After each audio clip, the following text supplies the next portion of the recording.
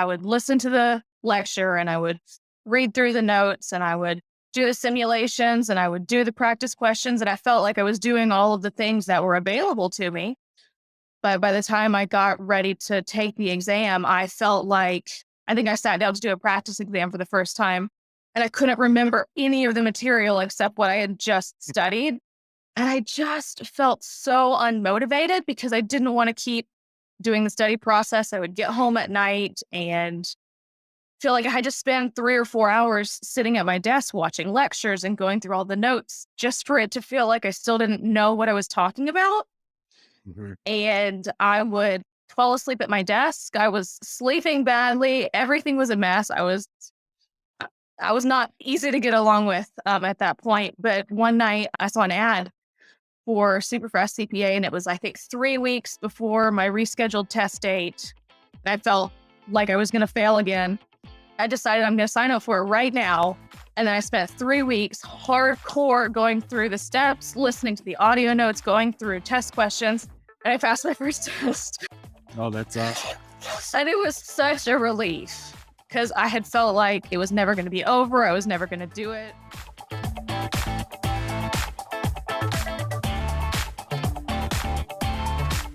Welcome to episode 101 of the CPA Exam Experience podcast from SuperfastCPA. I'm Nate, and in today's interview, you're going to hear me talk with Laura. So Laura was originally a school teacher and then went on to become a bookkeeper. And after being a bookkeeper for a while, she realized how much higher her career ceiling could be with having the CPA. But without a background in accounting and having to go back and finish the 150 credit hours, she found the CPA material really challenging. As you'll hear her describe, she was following the normal way of studying, meaning watching every video lecture, reading every chapter, trying to memorize every little detail in every lesson in her review course. She was studying 3 to 4 hours every evening after work. You know, she had multiple kids at home, so she had a full family that she's trying to manage while trying to work and then study in the evenings, and it was just not working. So she had failed a couple sections. At one point, she was 3 weeks away from a retake of one of these sections. She saw one of our ads on YouTube and decided, I'll try anything at this point. So she watched our free training, dedicated herself to the study methods in the pro course, started using the study tools, mainly implementing the idea of mini sessions in addition to her main study session. So she would listen to the audios a lot or read the review notes. And in that 3-week period, she ended up passing that retake, which was her first passed exam. So she also made some of the other adjustments, like studying in the morning so that she had her evenings free. And overall, again, as you'll hear her describe, following the strategies and just the one cohesive approach made her life a lot easier. And then everything started working. And within a few months after that, she had passed all 4 sections. So Laura has a lot of really good tips to share on the strategy side from a motivational standpoint, as well as figuring out just her daily routine and, having kids, how she would sometimes take them to a playground while she could study. She just had a lot of things that she had to figure out to create a study process that worked for her, which you'll probably get a lot from hearing her story. So before we get into the interview, want to mention 2 things. You know what's coming. Our free training. If you've not watched one of those free training sessions, that is the best place for you to start to see what our study methods are and see if it makes sense to you. Pretty much every person you've heard on this podcast started by watching one of those free training webinars. So to sign up for a session of those trainings, you can go to our site at superfastcpa.com on the homepage, or the link will be down in the description of this podcast episode or this video if you're watching on YouTube. The second thing is our free podcast giveaway. So every month we give away 3 pairs of Powerbeat Pro headphones to people who have entered the giveaway. You just put in your name and email. The link to that will be down in the description. The point with giving away headphones is they're my favorite headphones. I use them every day. I listen to podcasts and audiobooks like crazy. But for you, someone who's studying still, And especially with this episode, you'll hear Laura talk about how valuable she found our audio notes. So the idea is that, if you have a pair of headphones, even while you're doing normal daily stuff, you can be racking up study time and always improving your chances of passing your next section by listening to the audio notes. So again, the link to that giveaway is in the description as well. So with that out of the way, let's get into the interview with Laura. And so you finished Once and For All for what, a month ago or 2 months ago? Yeah, I got my final passing score, I think, in April. Awesome. So I'm finished and it feels amazing. Yeah, I bet. Have you watched or listened to some of these? Do you kind of know how these go? Yeah, I did in the beginning. I watched quite a few actually before I decided to purchase the software because I was kind of researching it and making a decision. I haven't watched any super recently, but I did kind of write down all of my dates as far as like when everything happened in my journey because it's been a long one. So when you say it was a long journey, when did your journey start? Well, so I'm in my 30s now. I went to college originally right after high school and didn't study accounting. So I have a degree in a completely unrelated field. I worked as a school teacher for a couple of years and didn't have a great experience. Ended up leaving teaching, and I took a job doing bookkeeping, and then just fell in love with the whole process of bookkeeping and accounting, and went back to school to finish up all of the requirements to be able to take the exam and to apply for the license. So I took an unusual road to get here. I think I started going back to school it's been 8 years ago that I really started feeling committed to the process. Okay. So you got your undergrad in, whatever it was, teaching, did you have to go back and do to get to the 150 hours, do some accounting classes and stuff? I did, and I just was a part-time student at that point. I did as much of it as I could online because I was already a mom of two, raising two kids on my own, and I found it challenging, especially in the specific prep for each of the exams. Found it really challenging because I couldn't give up my life to sit and just study all the time because I was still working full time. I was still a full time mom. I have other activities on the side that I wasn't willing to sacrifice all of my free time just to study. Right. So I did. I worked as a part time. Was a part time student taking as many classes as I needed just to be able to sit for the exam. And took my first exam in 2019. In October, I sat for Beck because I thought it would be the easiest, and I had a terrible test day experience. Um, I went in for a test at noon, and I didn't even consider that meant that I should have eaten lunch beforehand. So I was nervous. I was starving. My time management was atrocious, and as I got out of that exam, and I knew I hadn't passed. I ended up with a 72, um, and then scheduled to take reg in April, I think, of 2020. And then obviously it got canceled because everything got canceled at that time. Mm. So my exam got canceled, and then I wasn't able to sit for another one again until that September. And finally, I felt like even though I hadn't taken a lot of the exams, I'd only taken two. I'd taken one, hadn't passed it, scheduled another one and had it canceled. I felt like I had been in it so long and just dragging my heels and like it was never going to be over. And at this time, I hadn't discovered SuperfastCPA yet, I don't think. Um, but I finally said, okay, I'm going to do this. I'm going to be committed to it. I'm going to get it. I'm going to get it done.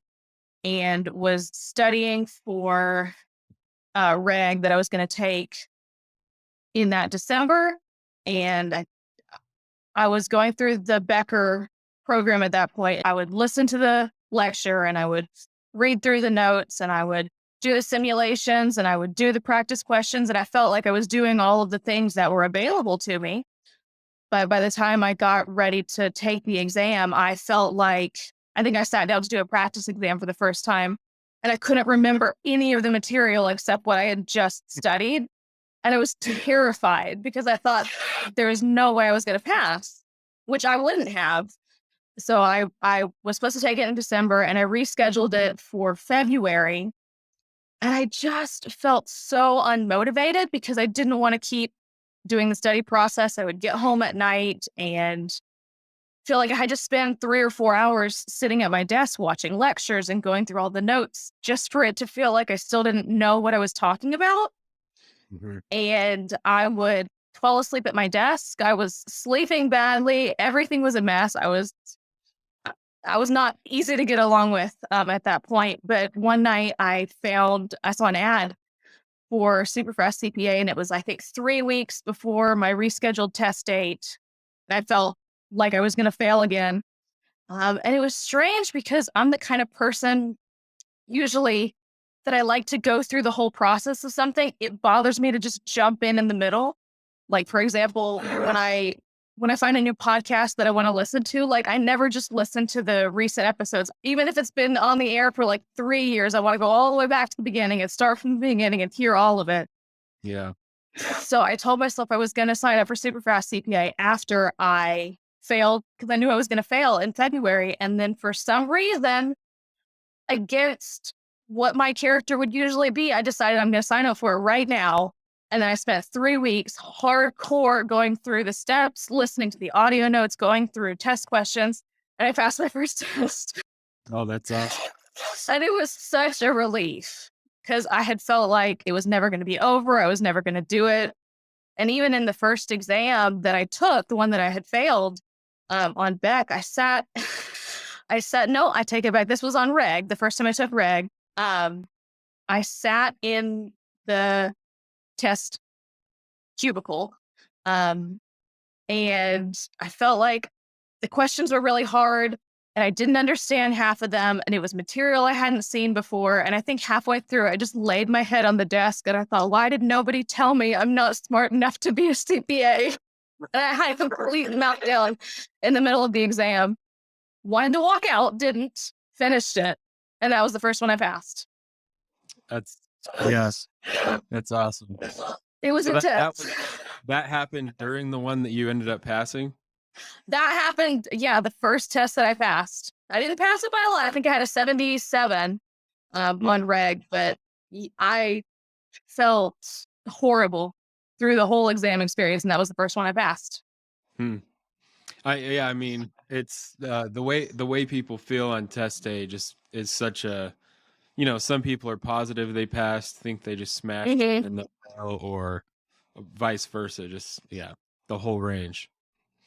The only one I Well, felt confident coming out of was audit. I knew I passed that one. Everything else, people always want to you come out of your test day and they want to be excited for you, and the first thing they ask is, "How did it feel?" I just got to where I wouldn't say anything to that question. yeah, I would say it doesn't matter how I feel. I'll know in a month.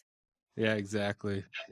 Do you work in audit? Is that No, so I work for a private security company, just in their accounting department. Audit has always been the material that kind of came easiest to me. I did the best in that class or those related classes. And it just kind of speaks my language in a way that some of the other ones are a bit more challenging. But yeah? I'd love to work in audit. Yeah, I think that's the direction I'm intending to head.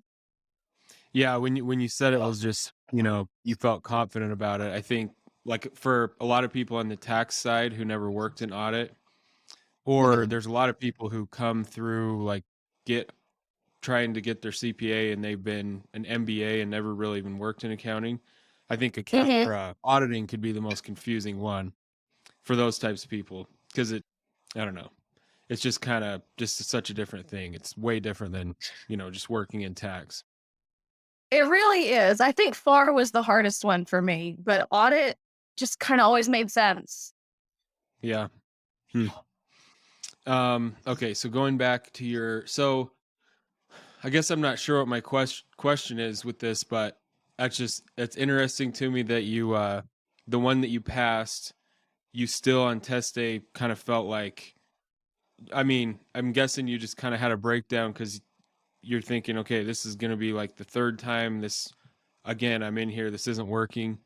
Mhm. What do you think did make the difference? Was it your daily process had been more effective and it just translated on test day, even though you didn't feel like it? Or what do you think made the difference? I think it's a couple of things. The audio note, I think I've commented on this on the website a couple of times. The audio notes are such a lifesaver for me. Uh, when, especially during the pandemic, when we were dealing with everybody being in virtual school, um, my kids, especially, I ended up having a 3 hour commute every day because I had to drive them to their grandparents' house. They did virtual school with their grandparents, and then I still had to drive to work.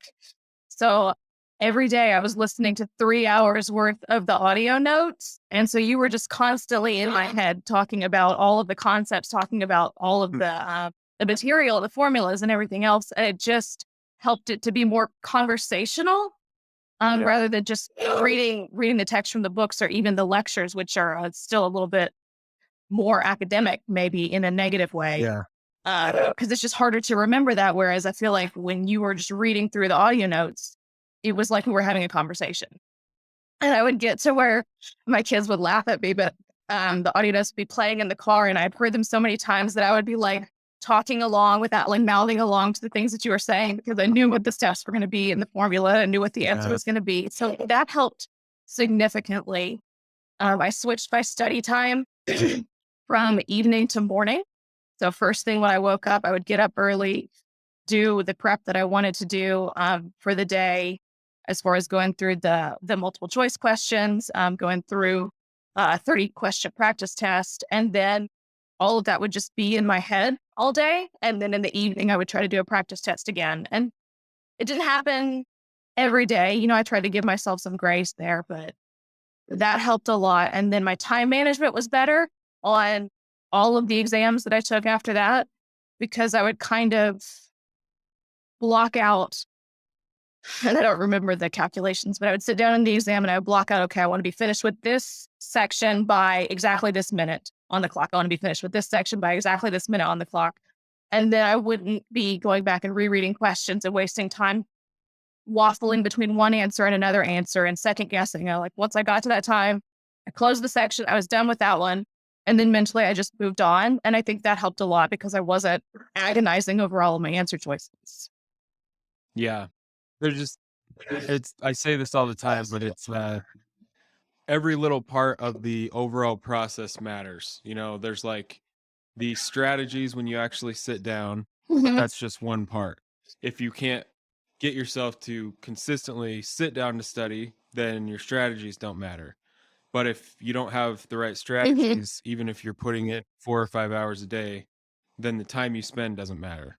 Like, and then so it's like all those things. And then like you said, the listening to the audios. So I mean, obviously what we refer to that as just like the mini sessions, just Mhm. studying from your phone whenever you can, whether it's the audios or the review notes or the quizzes. That just that just adds up. That can easily be another 2 to 3 hours a day. I mean, in your case, yeah, Absolutely. sounds like 3 hours a day.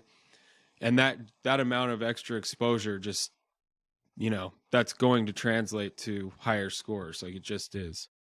Absolutely. Yeah. And then how you said because I hear that kind of sentiment a lot on all these interviews.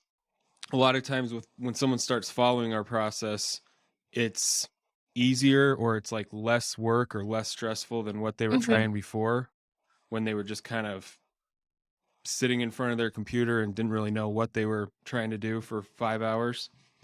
And so they'll get to Right. the test and think, I I feel like I didn't like spend enough time or work hard enough, or I'm not sure how this is going to go. But that's all that was the only difference. And then they, just start passing sections. So it's Mhm. essentially kind of what you were saying.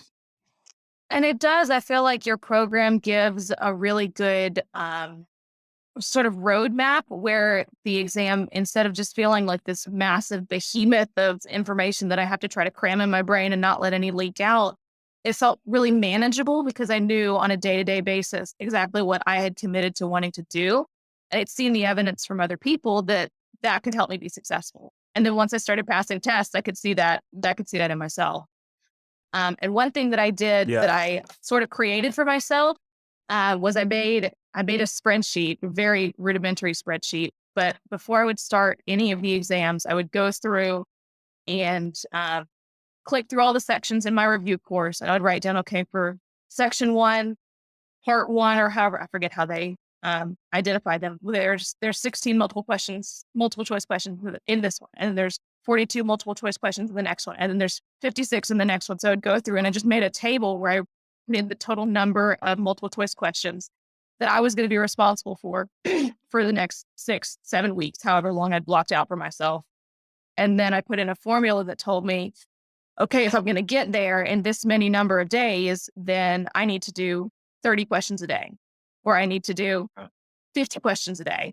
And so every day when I would complete my studying, I would take off of that total the number of questions I had gone through. So I could see just this running total of, okay, today I need to do 30. Maybe if I skip a day, the next day I'll have to do 32 a day to still get to my goal. But it made it feel not as scary if there was a day that maybe I didn't get to my material, or if there was a day on the other side of that, if there's a day I did extra work, I could see the payoff every single day subsequent to that I was going to have to do less work. And that made it Yeah. just feel more manageable.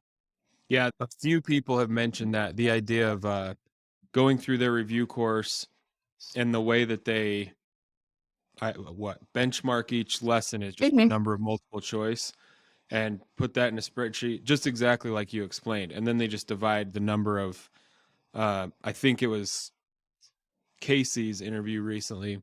He did that. And then he would just say, if I just do 50 new multiple choice questions a day, then this whole section will take me 21 days or something like that. Mhm. Yeah. Add on a week for review. And that was how he set his study timeline. And Yeah, because I that, did. I realized that their groupings, as far as this lecture and questions is dedicated to one topic, and the next one's dedicated to another. I realized those didn't matter to me as much, as far as like doing 2 sections a day and like just doing 2 groups of the same material. I wanted to do the same amount of work or the same number of questions, regardless of which section they were in. So I kind of, instead of trying to get through 3 sections in a week, I knew I was going to do, I don't know, 120 multiple choice questions. And that made it make more sense to me. yeah. And then would you save the daily set of 30 re-review and try to do that in the evenings? I did. So I would do, if I had time in the mornings, I would do it in the mornings. A lot of time I didn't. So then when I got home and kind of before I got sleepy, so like after I got my kids to bed, because all this is focused around being a parent, right? So after I got my kids to bed and I knew that my house was going to be quiet and it wasn't going to be interrupted for a while, that's when I would try to sit down and commit to a full 30 question practice test of randomized questions. Okay. Yeah. Yeah. And again, a lot of people have mentioned that same idea. If they really couldn't get the 2 hours in the morning, they would do an Mhm. hour, like the new material in the morning, and then save an hour for at night or however it works. So when you were studying before and you would try to study in the evenings, Mhm. that like and I'm guessing that you just had constant distractions, like, trying to be a mom at home at night after school and trying to study. There was that, and then also I was trying to using the other study materials as far as trying to go through every single item that they offer, which is Mhm. an enormous amount of time commitment. Um, I was trying to still live an everyday kind of life and then have study time. I was able to do that with Superfast CPA because it really minimized the number of things I had to do and was still effective or more effective. But with the when I was just studying on my own before Superfast, I I'd eat dinner and then I want to watch TV and then I'd want to like do some house cleaning. And then I would just leave it until the very end of the day when I couldn't concentrate anymore. And as soon as I put on a lecture, I knew I was going to fall asleep in the middle of it because that I was exhausted. So I wasn't managing my study time as well. Um, and waking and what I changed after I listened to your all of your intro videos was waking up early, studying in the morning, right when my brain is it's my best brain time, uh, to actually retain and learn and focus rather than trying to do it at 10, 11 o'clock at night when I'm falling asleep. Yeah, it's just one of those things that sounds so obvious when you say it, but Yeah. most people are trying to study at night when their brain's already fried and it just, you Mhm. know, It's not doesn't effective. work. Yeah. So what time would you try to get up in the morning, or what time did you get up in the morning to when you switched to the morning studying? Depending on the day, I would just try to set my alarm for 2 hours before when I knew I needed to start getting ready. So some days that meant getting up at 4 a.m. Some days that meant getting up at 5:30. It just kind of depended on what the rest of my day was gonna look like, Yeah. which was early mornings. And that meant that I had to commit to giving up all of the, TV time and social media time that I would usually do in the evenings and going to bed early so then I could get enough sleep and get up and actually be able to study. And another thing was I didn't want to just spend, and I really couldn't just spend all day on the weekends studying because I have my kids and they're young kids, so they want to be able to get out and go and do. And so I kind of took a note from, I don't know if you say Legally Blonde, but I don't know that it comes recommended exactly, but she does when she's studying for her LSATs, does go through and she tries to study in like chaotic environments because she feels like that's going to help her focus better. So I got to where I would take my kids out and we would go to maybe the playground and I would release them to go play on the playground. And then I put my headphones on and sit down and go through review questions just on the side. So there were always things happening at the same time. And so that kind of helped me to zero in my focus. Because wherever I was, just pull up my laptop, turn on a hotspot, start going through review questions. Yeah, that's one nice thing about, your phone is the ultimate version of that. Yeah, no matter how busy you are, you're always looking at your phone, but that's Mhm. true. That's the reality. Like even your laptop, you can, and a few people have mentioned that, especially on weekends, that same idea, taking their laptop somewhere. I think usually it was someone with kids, like take their Yeah. kids to some play place or something and just pull out their laptop and put on noise canceling headphones and just do questions. Well, because I know I was sacrificing my like fun time, but I didn't want to feel like I was making everybody else sacrifice for this journey. I wanted to still be able to offer to my kids to go out and have fun, even though I wasn't going to be maybe participating actively in what they were doing. Hmm. And so yeah, that was one thing I was going to ask. You kind of mentioned it, but to make the morning thing work so that you're going to bed on time or earlier than you would just normally, what kind of things did you have to rearrange and square away in your evenings to like go to bed on time to get up early? I pretty much just quit watching TV Yeah. because that's one of those things that once you get started, and I don't watch TV on the TV. I watch through a streaming service. And so once you get started with one episode of something, it just feeds you the next one and then the next one and the next one. You don't realize 4 hours have gone by. So I canceled a couple of my subscriptions. So I didn't even have access to them. So I couldn't just sit around and watch show after show after show and just trying to get a little bit more sleep because when I'm really, really tired all the time, then I just kind of zone out and don't realize the time is passing.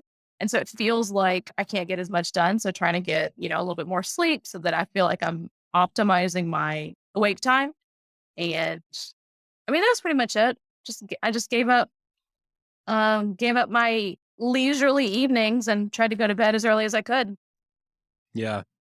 And then at the same time, I'm guessing that also that's even doing that made you freer in the evenings for the most part than when you were trying to come home from work and study 4 hours, just basically use the evenings to Mhm. study, right? Yeah, overall it made a significant difference for sure.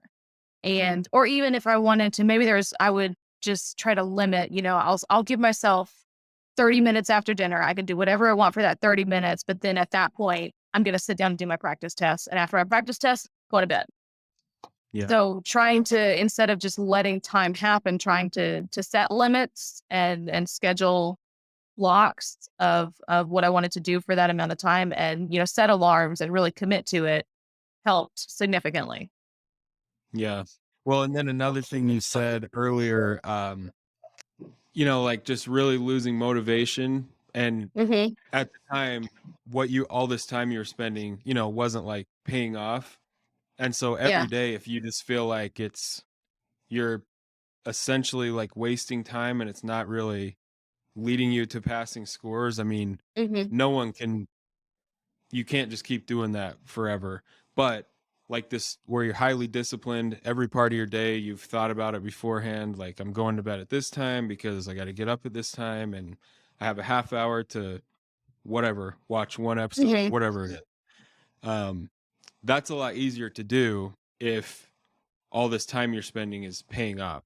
Like, I'm Right. guessing that, yeah, that was your And it experience. did. And I tried. I mean, after I took the first one, I just tried to keep that momentum and keep going because I would give myself, uh, well, in the beginning, after I passed the first one, I got that passing score. I think I started like the next day studying for the next one.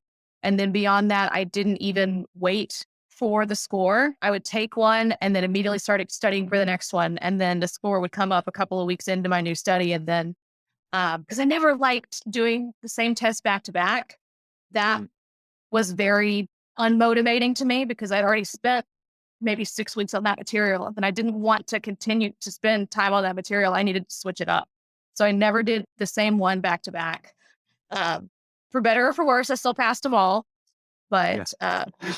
but that helped once I had that first passing score and I felt like this is actually something I can do and I can still live my life as long as like I just used the smart techniques from Superfast CPA. That was so encouraging. Yeah. Right. Once you get an idea, like, okay, this is working, Mhm. then it's just so much easier to keep doing it every day. If you Yeah, I try to tell myself, this is short term, I'm not going to be doing this forever. So I'm going to make that sacrifice for a short period of time because it's going to have long term benefits. But if I had to continue making that sacrifice year after year after year after night and of just sitting around watching lectures, I never would have done it. I know I wouldn't have. I would have given up. yeah. Yeah, I mean it's a lot. Okay, so I have your post where you in the forum you listed out your strategies. I just want to see Oh yeah. if we missed anything. Um, so it sounds like you would, I mean, you already described this, getting up early, doing the standard kind of super fast CPA study process in the morning. You'd make flashcards for anything you struggled to remember. Um, and then a list of topics you struggled to understand and wanted to look back over later. So that's one question. When would you do that? When would you look back at things that you had made a note? I want to go deeper into this. I would save that for weekends, because in the morning I didn't want anything to distract me from getting the work done that I'd planned to do. Mhm. With the flashcards, especially because a lot of them were formulas. Some of the formulas I struggled so much to keep in my brain because a lot of them are very similar.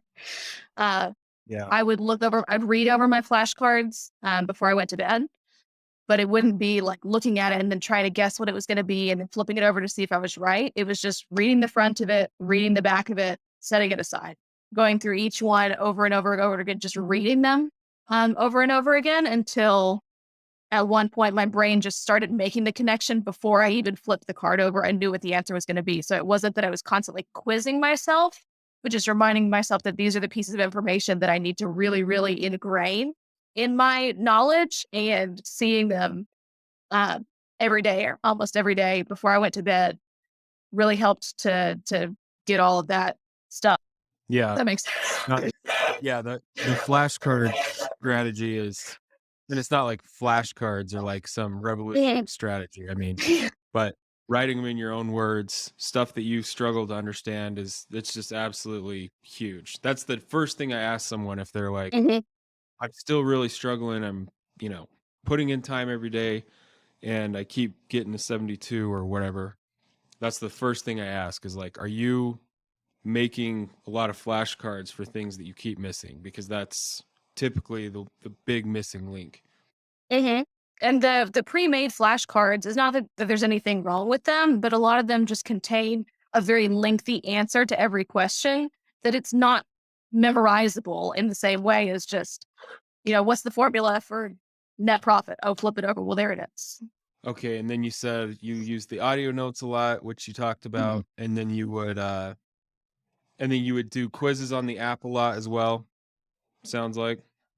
I did, yeah. I at work, anytime because I'm allowed to keep my phone on me at work. I don't know if that's the same for everybody's workplace, but when I would want to do the questions I needed to actually focus, I couldn't just like be doing it under my desk, like waiting for somebody to walk by and like trying to pretend like I wasn't on my phone.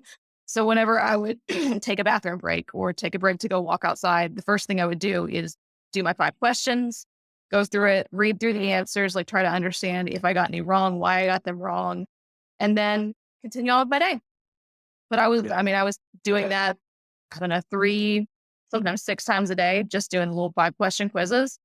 And then after that, even though I went back to work or continued on doing whatever I was doing, those questions that I'd gotten wrong were still just kind of circulating around in my brain. And those concepts were circulating all the time because I spent so much of my day was the breaks between studying. So while I was using those breaks, which when I say breaks, I mean like the time that I was working or the time that I was driving or the time that I was shopping or whatever it was, felt like the breaks between my study time rather than my study breaks between the rest of my day. If that makes any sense. Well, and a few things that you've mentioned, I talk about this sometimes. This is like, there's all this research on, geez, what is it called? Retrieval learning. And they say it's like the most effective way of learning something and retaining it long term. And again, it's one Hmm. of these things that once you describe it, it just sounds so obvious. But constant little chunks, putting that stuff back in your short term memory, like all throughout the day, is dramatically more effective than one longer session done once a day. And Hmm. so, yeah, the mini sessions, just besides the content itself, just that practice makes a big impact on your long term memory. And I think there was also sort of some maybe memory association involved because I studied in so many different environments all the time. There were moments where I would be in the exam and I would see a question. I would think, okay, I remember like when I was studying this, I was sitting at Chick-fil-A. Like, let me just go back in my mind to that study session because then maybe I could piece together what it was I saw on that screen or whatever it was. But having instead of just always studying at my computer desk with a blank wall behind my computer, well, all those study sessions look and feel the same now in my brain. Mhm. Being in different environments constantly kind of helped me associate what I had been studying with that environment. So, And I so also there's just the research. listen to the audio notes so much because I listened to the audio so much kind of in the background of whatever else I was doing. Different pieces of it would stick out at me at different times because when I started studying, I started listening to the audio notes beginning to end. And some of it was stuff I hadn't really looked at in 6 months and wasn't currently answering questions on that material specifically. So I kind of just zoned out of that section. But then maybe 2 or 3 weeks later, when I was listening to that same play, same group of your audio notes again, then, oh yeah, well, I just saw a question on that. And now I remember how that's going to fit into my learning that. Yeah. So the academic advance on that retrieval learning, they talk about that specifically. That Mhm. different settings, like exactly what you said. And I mean, that's weird, but they describe that. There's a bunch of paragraphs about that same thing, that it just ties, it like hooks in your brain in different parts by being in different settings. I don't know. I Mhm. can't coherently talk about how it actually works, but yeah. And I don't know that I would have tried to do that on purpose if I had known the research about it, but that just was one of the things that came up naturally by the way that I had to study. Hmm. Yeah. So you mentioned your evenings. You already talked about that, and then on the weekends. Oh, so practice sims. So would you kind of save Mhm. the practice sims for the weekends? I did just because I usually needed a little bit more time to go through those. And I was constantly trying to improve my time because on the very first exam that I took, I ran out of time on the last question. And so when it was one of the essay questions, I knew I hadn't done well on it. And so I was just always concerned about it. I never want to run out of time again. So I want to try to get to where I can answer every multiple choice question in approximately a minute. I want to get to where I can get through the Sims within a reasonable amount of time and break down. If I have 45 minutes to get through this 3 question simulation section, well, then I need to spend exactly 22 minutes on each one. Or if I finish the first one early, maybe I can spend a little bit more time on the second one. So pick out which one is the more challenging of the two, or which one I think it's going to take me longer and try to be strategic about the order I would answer them in. Oh, your timelines that you said you would write down on test day, what would you set for your MCQs? Would you try to stick to 1 minute per question on test day? Usually what I would do is I would say I would take the 4 hours and divide it up by five, perfectly by five, as far as minutes go. And I forget, it came out to 43 minutes per section or something like that. But I knew I was going to take less time on the multiple choice questions. So then when I'd go through a multiple choice section, I would usually end up finishing that within 30, 35 minutes, closing that. And then I would readjust the extra time that I had saved and add it on to my simulation time. Okay. So I wanted to constantly feel like I was on top of it and that I was deciding how much time I was going to spend on everything. Because sometimes when you open the simulations and it's maybe the 2-question simulation section, and one of them is just go look through the AI CPA codes and find the specific section that references this thing. Well, that's going to take me maybe 2 minutes. Then I have 40 minutes for the second simulation. So I can maybe spend a little bit more time on it. Or if I feel confident on it, close it early and then I have more time for something else down the road. Yeah. That is, I like that. The way you described that. So the 2 MCQs, that's 2 Mhm. segments of the exam. Then the 3 sets of sims, that's 3. So 5 segments, dividing it equally. But then as you finish each one earlier, that just adds on to what you have left. That's Mhm. a good idea. It's a good way. And I don't know that it really does anything except kind of organize my brain a little bit differently to say, like, now I have 10 extra minutes. So then I'm going to keep trying to stick to my schedule where I said that at, 12:41, I was going to close this section and move on to the next section. But but then I know, like, whenever I get to a section where I think I'm really going to need extra time on this, I've already saved myself 10 minutes that I'm going to add to that. So then it doesn't feel rushed in the same way as just trying to get through everything as fast as possible. Yeah, that's a good tip. Um, so after you passed your reg was your first one that you passed. Mhm. Did you pass the other 3 on the first try, or did you have any setbacks on those? No, I had some setbacks, and usually it was I would get overconfident and feel like, oh, well, now I know that I can pass one. So maybe I won't spend as much time doing sims on this one or just different things. It's easy to become complacent. There's a fine line between confident and complacent, I have found. Uh, I took it took me 2 tries to pass all of them except for audit. I got audit on the first try. Nice. So once you passed reg, you got them all done in right around a year then? I think it took me, let's see. So I passed the first one in February of 2021. I passed my last one April of 2022. So just over a year. Yeah, that's awesome. But Yeah. again, even if it takes longer, well, I mean, just passing in general, because a lot of people spend years never pass them. So just passing them. But it's fine if it takes, longer if you can still have somewhat of a normal life and you don't feel like your Mhm. entire life is just work and then study or stress out about studying.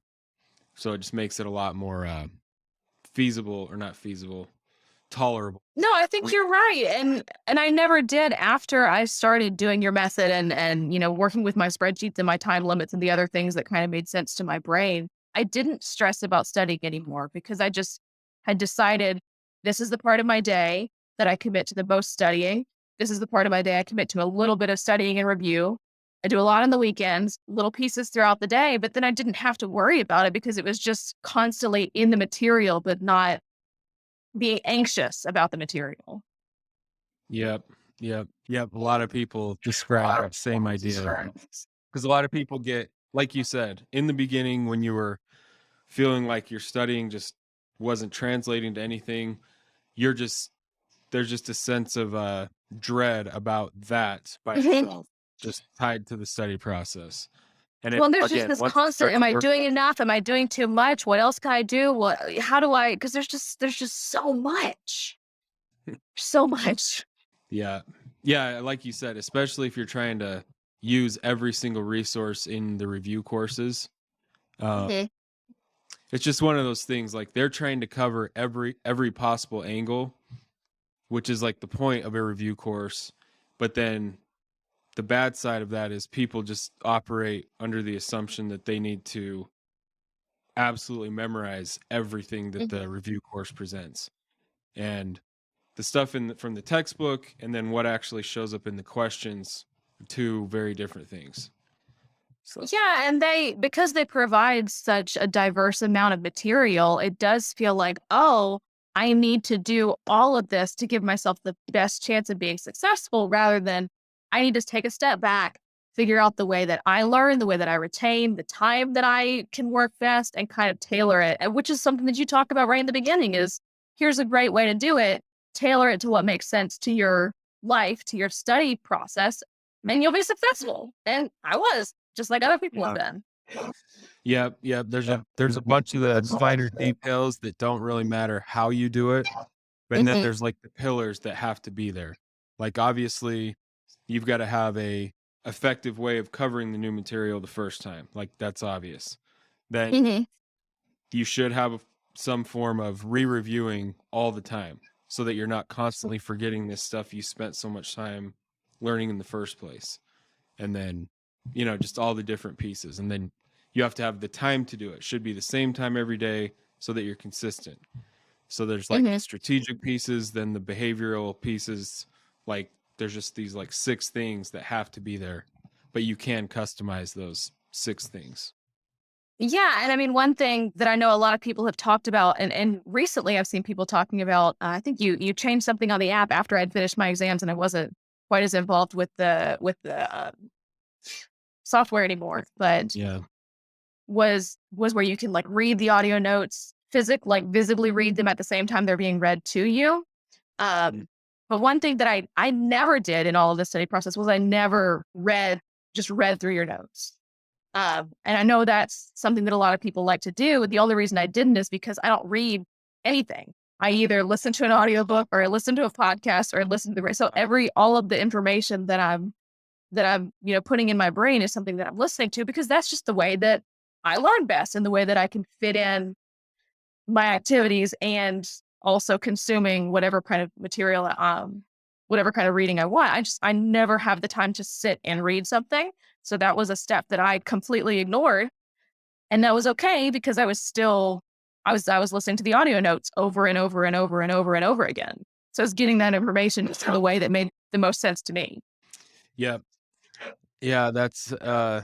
So how is it now going back to just being done? Do you almost feel like you're, I don't know, not that you would miss the study process, but just having your completely normal life back? It's a huge relief. It is. I don't think that I missed it. It did feel strange to, you know, readjust to doing things in the evening instead of having to get up and study in the mornings. Yeah. Um, Although I did find out recently, apparently I'm missing a business credit or something. So I'm about to start a summer course to get my last credit that I don't have to actually get my license application started. But now that I know how to arrange my day to study, that should Yeah. be absolutely a breeze. Yeah, one class compared to the CPA exams, it's just that'll be easy. Yeah. I can't imagine anything else ever being harder. Right. Yeah. All right. Well, yeah, we kind of went through everything. So I guess kind of 2 things. If was there any other tip or strategy that we didn't cover, I didn't ask you about that you felt like made a big difference? And or going along with that, what would be your top 2 or 3 tips to people that are really struggling with their study process? Okay, I think that we talked about all of the things that I felt like made a significant difference. My top tips are going to be try a bunch of different things and figure out what works because for my first test to my last test, I took 7 exams in that period, right? Because I took 3 of them twice and then took one of them just once. I took 7 exams. My process from the first exam, even the first exam using SuperfastCPA to the last exam was different because I figured out what worked, what I need to do more of, what I didn't have to do as much of. So just to constantly feel like it's okay to adapt and change as long as you're still making progress, and not be afraid that, and give yourself grace if you miss a day, just get back and do your work the next day. You're never gonna go into the exam, or maybe some people do. I never went into an exam feeling like I'm definitely gonna pass this. I know all the material. I'm just gonna absolutely kill it. It's gonna be great. I know everything. I never went into an exam knowing everything. I don't think that you have to. I don't know if anybody does, but you can still pass it even knowing that there are some things that you don't understand or that you don't remember. That's okay. Um, so I guess not to stress out to the point that you feel like you can't take the exam until you know everything, because you're never going to get to that point. Would be one of my tips. As you go through the material, feel like if there's something that you don't understand or that's really tripping you up, it's okay to just step that aside, get back to it when you can.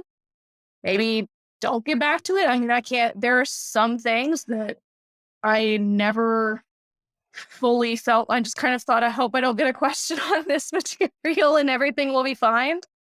Um, Hmm. so I guess not to stress too much about feeling like you have to know everything, because you're never going to feel like you do.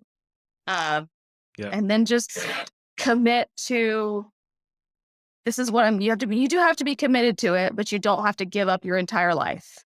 So find out what makes sense, constantly adjust and adapt, and eventually you'll narrow it down to exactly what you need to do for you. Yeah. It's one of those things where like a highly disciplined approach also gives you freedom. If you can Hmm. nail down the key parts in the day, once you've done that, like you said, you can take a complete hour or two in the evening and okay, I don't have to think about this or tell myself I should be doing more. I nailed it for the day, and that's so now I Hmm. can just take a complete mental break. Hmm. Yeah. So, what was the main benefit that you got from Superfast CPA, whether it was like the strategies or the study tools, or what was just the biggest benefit you got from adding Superfast CPA to your plan? Man, that's a good question. Um, and this is something we actually didn't even cover in the interview. The biggest benefit, I think, because I have two things. Can I have two?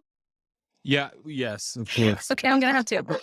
Uh, That's it. the first was that you made me take a step back and actually plan for myself what I wanted to do and then commit to it.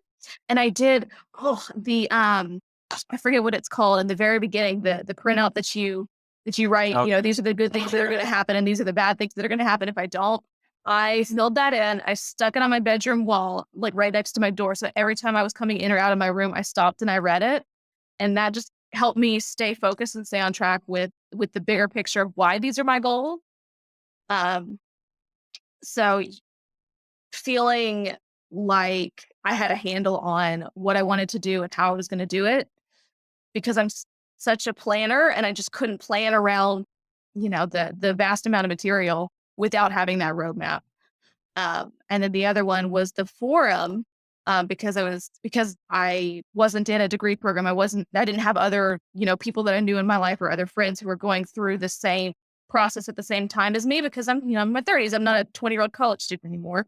hmm But having the forum where there were people that were cheering for me, and I could see people succeeding, and we could talk about how things were going, and what helped and what didn't help with people who were in the same boat as me, um, really, really helped, because you would see someone post, "Oh, I didn't pass this exam." And then, maybe you would chat with them or someone else would chat with them about what they could do to do it better. And then a couple months later, it was, "I passed." And so you'd see that process Yeah. of people being trying and then being discouraged and then getting that encouragement and then succeeding. So I found that really to be a positive environment. Yeah. So Yeah. participate in the forum. Yeah. I need to, oh man, between emails and the forum, I wish I could get in there every day and like answer questions and stuff, but it's starting to get to the Mhm. point where questions will get like 4 or 5 comments from everyone else, which is awesome. Mhm. Uh, Yeah, and we know what you're gonna say, so sometimes we'll just jump in and say it for you. right. I know right. There's a few people that do that, and I'm like, yeah, could not have said that better. Well, yeah. All right, Laura, I appreciate you taking the time to do this. I'm glad you found our video, or I guess saw our ad that first time. That's what Mhm. YouTube ads are for, I guess. And yeah, congrats on being done after all that time. That's awesome. Thank you so much. I literally could never have done it without you and without your method. I feel like I know you because I've listened to your voice so constantly, but it's Right. been I really fun. know. That's funny. Okay, so that was the interview with Laura. I'm sure you found that very helpful and informative. And if you did, please take a second to look us up on the podcast app you're using, specifically Apple iTunes podcasts, and leave a rating and review for the podcast so that other people can find us in the listings. And take a second to share this episode or a recent episode you've heard that you found helpful. Share it with someone you know who's also working on their CPA exams. These episodes, these interviews, are the most helpful free resource available anywhere for people trying to figure out this CPA study process, trying to pass their CPA exams. So, thank you for listening or watching, and we will see you on the next episode.